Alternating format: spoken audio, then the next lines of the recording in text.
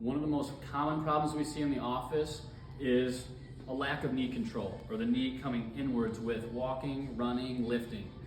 And in order to fix that pattern, we need you to be able to load through the hip, or have your hip go backwards and have your glute be able to take that contraction. When your hip goes backwards, we want this to fire, your glute muscle, not so much your hamstring, not so much your lower back. In order to get that, we give people a really good exercise called a kickstand.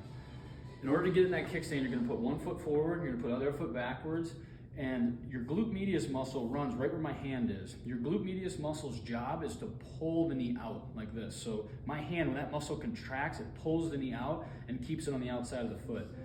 The other thing the glute med does is kind of rolls the pelvis down. It works with your core.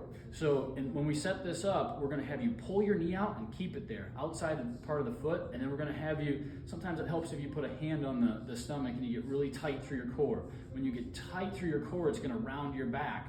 When you round your back or make it nice and flat, it's gonna prevent you from your back trying to do hip extension. If your back is trying to do hip extension, it'll round and you'll get an anterior pelvic tilt. So we wanna keep this nice and tight, knee out, core on. And then from here, we're just putting the toes down on that back foot and we're hinging backwards. Now in this position, the knee doesn't go forward, the hip goes back. So if the knee starts to slide forward, we usually put a hand right in front of the knee and say, hey, don't let the knee touch the hand. Keep the knee out, keep the core tight, drive the hip back. In this position, you should feel a lot of glute contraction right through here.